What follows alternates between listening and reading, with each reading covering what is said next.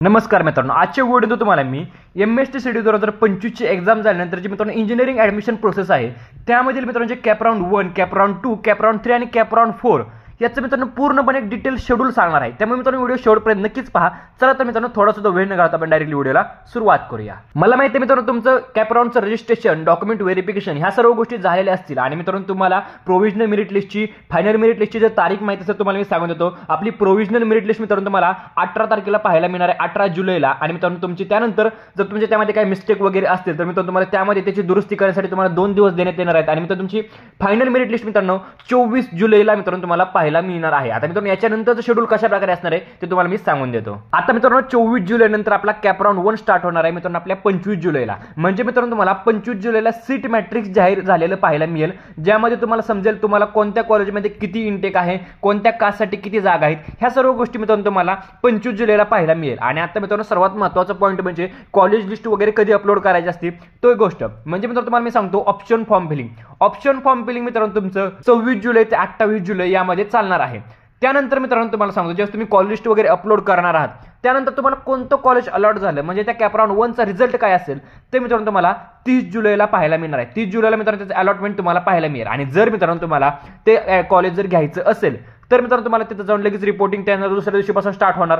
आणि जर तुम्हाला फ्रीज फ्लोट वगैरे जर करायच्या गोष्टी असतील 30 जुलै नंतर मित्रांनो तुम्हाला ते कॉलेज फ्रीज करायचे का फ्लोट करायचे ह्या सर्व गोष्टी मित्रांनो तुम्हाला 31 जुलै ते 3 ऑगस्ट या दरम्यान करायचे। म्हणजे जर तुम्हाला ते कॉलेज जर कन्फर्म करायचं असेल तर मित्रांनो तुम्हाला ते जायचं कॉलेजवरती जाऊन तुमची फीस वगैरे सर्व पूर्ण करून तुमचे डॉक्युमेंट्स देऊन ऍडमिशन तुम्हाला कन्फर्म करायचं आहे। ह्या सर्व गोष्टी मित्रांनो तुम्हाला 31 ते 3 मध्ये असेल। आणि जर मित्रांनो तुम्हाला बेटरमेंटला जायचं असेल तर ह्या सर्व गोष्टी तुम्हाला 31 जुलै ते 3 ऑगस्ट मध्ये करायचे। आणि मित्रांनो तुमचं इथं कॅप राउंड 1 समाप्त होणार आहे। त्यानंतर मित्रांनो आपला चालू होतो कॅप राउंड 2। आता मित्रांनो कॅप राउंड 2 साठी किती जागा शिल्लक आहेत, किती कोणत्या कॉलेजमध्ये किती इंटेक राहिलेला आहे, किती कास्टच्या किती जागा शिल्लक राहिल्यात, ह्या सर्व गोष्टी तुम्हाला कधी पाहायला मिळणार तुम्हाला मित्रांनो 5 ऑगस्टला ह्या सर्व गोष्टी पाहायला मिळणार। जसं तुम्ही मित्रांनो कॅप राउंड 1 साठी कॉलेज लिस्ट अपलोड केली होती सेम तसं मित्रांनो तुम्हाला कॅप राउंड 2 साठी सुद्धा ऑप्शन फॉर्म फिलिंग करावं लागणार। त्याची तारीख असते मित्रांनो तुम्हाला 6 ते 8 ऑगस्ट मित्रांनो। त्यानंतर मित्रांनो त्याचा सुद्धा जसं तुमचा कॅप राउंड 1 चा रिझल्ट लागला, अलॉटमेंट तुम्हाला समजली, तसं मित्रांनो तुम्हाला अलॉटमेंट समजणार मित्रांनो 10 ऑगस्टला। म्हणजे कॅप राउंड 2 मध्ये तुम्हाला कोणतं कॉलेज अलॉट झाले का नाही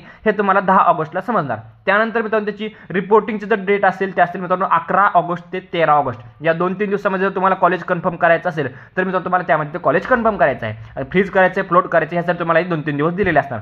त्यानंतर मित्रांनो तुम्हाला मी सांगतो सर्वात महत्त्वाचं तुमचं कॉलेज कधी स्टार्ट होणार आहे। मित्रांनो तुम्हाला काय वाटतं की 4 कॅप राउंड झाल्यानंतर तुमचं कॉलेज स्टार्ट होतं, परंतु असं नाही मित्रांनो। 2 कॅप राउंड झाल्यानंतर मित्रांनो तुमचं कॉलेज स्टार्ट होणार। म्हणजे तुमचं मित्रांनो कॉलेज 14 ऑगस्ट किंवा 15 ऑगस्टला चालू होणार। ज्यांचं मित्रांनो ऍडमिशन झाले त्यांचं मित्रांनो कॉलेज स्टार्ट झालेलं असेल, परंतु ज्यांचं ऍडमिशन नाहीये त्यांनी तुम्हाला कॅप राउंड 3 साठी जायचं, कॅप राउंड 4 साठी जायचं। आता आपण पाहूयात कॅप राउंड 3 चं शेड्यूल। मित्रांनो सेम तुम्हाला समजणार कॅप राउंड 3 साठी किती वॅकन्सी राहिल्या आहेत, कोणत्या कॉलेजमध्ये किती जागा शिल्लक आहेत हे तुम्हाला 14 ऑगस्टला पाहायला मिळणार। त्यानंतर मित्रांनो तुम्हाला सेम जशी प्रोसेस होती आपली ऑप्शन फॉर्म वगैरे फिल करून वगैरे तुम्हाला अलॉटमेंट मित्रांनो तुम्हाला 19 ऑगस्टला पाहायला मिळेल। म्हणजे 19 ऑगस्टला तुम्हाला समजेल की तुम्हाला कॅप राउंड 3 मध्ये कोणतं कॉलेज लागले।